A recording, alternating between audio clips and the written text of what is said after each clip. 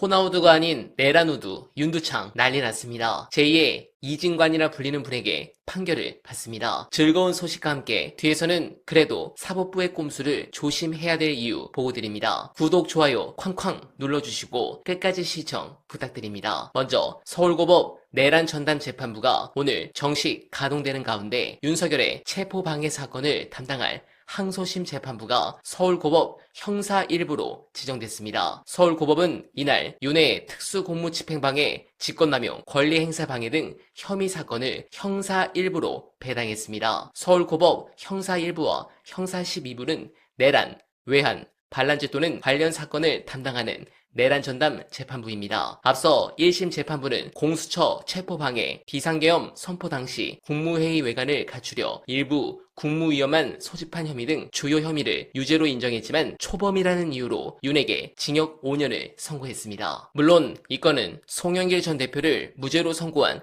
윤성식 판사가 제대로 판결하면 형량은 더 늘어날 텐데 중요한 것은 차후 지기현이 골 때리는 판결을 한 이 내란 관련 2심 역시 윤성식 판사가 맡을 가능성이 매우 높아졌습니다. 네, 이거 상황이 아주 재밌게 흘러가는데 하루빨리 사면금지법을 통과시켜 두창이는 평생 바깥에 나오지 않도록 해야 될 이유, 현재 다시 쇼츠에서 역주행하는 중요한 분석 끝까지 봐주시고 여러분들의 생각 댓글로 부탁드립니다. 우리가 지금 봐야 되는 거는 법원이 이와 같은 상시적 위헌 상태에서 재판을 진행하고 있고 불행하게도 이 헌법 파괴 사건인 내란 사건을 그 법원이 해야 돼요. 이게 우리 대한민국이고 저는 이거 받아들여요. 이번 재판은 이렇게 진행될 수밖에 없다는 점을 수용합니다. 그러나 앞으로 이 문제는 한국 사회의 미래와 관련해서 굉장히 중대한 사안이기 때문에 시간을 가지고 우리가 앞으로 더 논의할 필요가 있다 이렇게 생각해요. 저는 우리 사법제도에 대해서 특히 우리 법원에 대해서 굉장히 큰 위기감을 갖고 있어요. 저도 이제 피고인으로 징역도 살아보고 이런 사람이에요. 근데 판사들의 권력이 어디서 온 거냐? 이걸 한번 우리가 되새겨 볼 필요가 있다고 저는 봅니다. 우선 보면 헌법 제1조 2항에 대한민국 주권은 국민에게 있고 모든 권력은 국민으로부터 나온다. 이게 출발이에요. 그다음에 헌법 제101조에 1항에 사법권은 법관으로 구성된 법원에 속한다. 이렇게 해서 이제 재판할 권한이 판사들한테 간 거예요. 법관으로 구성된 법원에 속합니까? 그다음에 그러면 법관은 어떻게 해야 되냐면 제103조입니다. 법관은 헌법과 법률에 의하여 그 양심에 따라 독립하여 심판한다. 이 한 줄뿐이에요. 자, 그럼 우리는 이제 법관에게 기대합니다. 양심에 의거해서 올바른 양심으로 헌법과 법률에 딱 맞게 재판해 주기를 바라죠. 근데 판사도 인간이잖아요. 이렇게 할 수 있는 능력이 있는지를 보고 판사 임명한 게 아니고 시험 잘 본 걸로 임명했단 말이에요. 그러니까 판사 중에는 이렇게 하는 사람도 있고 안 하는 사람도 있겠죠. 그럴 거 아닙니까? 그러면 우리가 지금 최근에 나온 윤석열 김건희 씨랑 명태균 씨 관련 판결을 가지고 나무라는 분들도 있는데 저는 피고인에게 무죄 판결을 부분적으로 하거나 이런 거에 대해서 별 불만은 없어요. 되게 무죄 판결의 사유가 형사소송법이나 이런 것들을 또는 사실관계에 대한 판단을 매우 엄격하게 해가지고 의심스러우면 피고인의 이익으로 한다는 그 원칙을 준수한 판결들이거든요. 근데 제가 이제 불만을 갖는 거는 판사가 봐주고 싶으면 엄격하게 적용하고 봐주기 싫으면 아무렇게나 적용해서 무죄를 입증 못하면 유죄 선고해버리고 의심스러우면 유죄하는 거예요. 어떤 경우에는 의심스러우면 무죄하고 이것이 판사에 따라서 또는 사안에 따라서 피고인이 누구냐에 따라서 돈 많고 권력 있고 친하고 명문대학 나오고 이런 사람한테서는 엄격하게 적용하고 그렇지 않은 사람한테는 아무렇게나 하고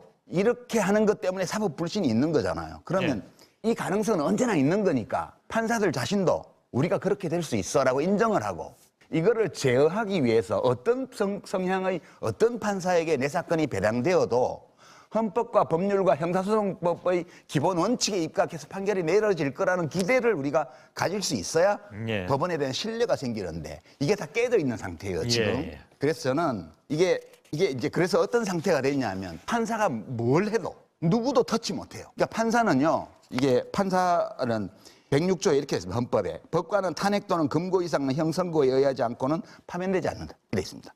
징계처분도 정직, 감봉 이런 것밖에 없는데 이것도 판사징계법에 따라서 대법원장이나 법원장이 열을 때에만 징계가 돼요. 이렇게 되니까 사실상 재판과 관련돼 있는 모든 권한이 판사 개개인의 소위 양심에 맡겨져 있는 거예요. 이 판사가 돈 먹고 또는 친구니까 뭐 정관이 변호하니까 이런저런 이유로 어떤 판사가 형사소송법을 어기면서 또는 재판의 원칙을 지키지 않으면서 자의적으로 판단을 했을 때 제어할 수단이 없는 거예요, 지금 이게. 그래서 지금 우리 법원은 어떤 상태냐 하면 헌법 제11조 제2항 위반 상태예요. 헌법 제11조는 평등을 규정한 조항인데요. 2항에 사회적 특수계급의 제도는 인정되지 아니하며 어떠한 형태로도 이를 창설할 수 없다 이렇게 돼 있는데 판사들이 사회적 특수계급을 창설해 놓은 상태입니다.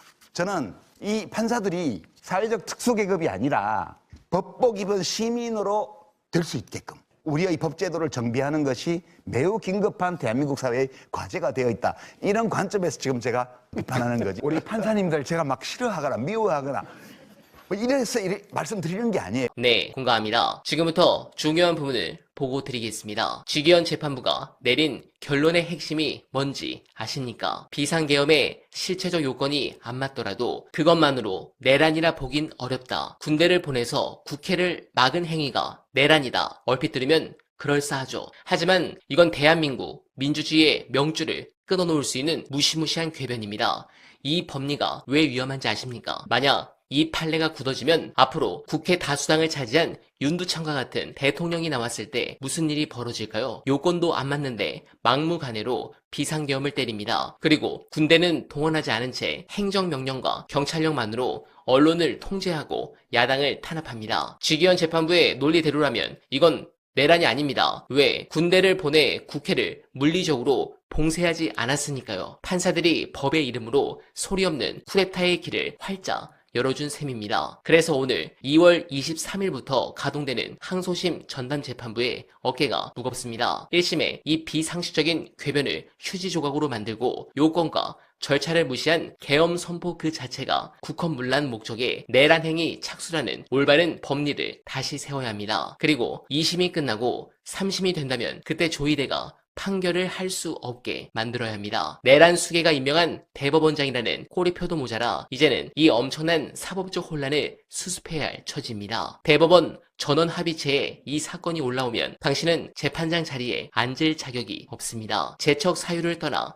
인간의 염치 문제입니다. 스스로 거취를 밝히는 것만이 헌정사의 오점을 조금이라도 지우는 길입니다. 여러분, 판사들의 펜끝에서 우리의 헌법이 난도질 당하고 있습니다. 무기징역이라는 형량에 속아 판결문에 숨겨진 이 무서운 독소 조항을 놓쳐서는 안 됩니다. 저의 이 묵직한 경고를 널리 퍼뜨려 주십시오. 2심 재판부가 엘리트주의적 오만을 버리고 상식적인 헌법의 원칙으로 돌아오는지 주권자인 우리가 두 눈을 부릅뜨고 감시해야 합니다. 여러분들은 해당 건 어떻게 보십니까? 공감하셨다면 소중한 언알바 후원 부탁드립니다. 댓글에 고정된 내용을 통해 많은 사랑 부탁드리며 언알바는 오늘도 최선을 다하겠습니다. 여러분 고맙습니다.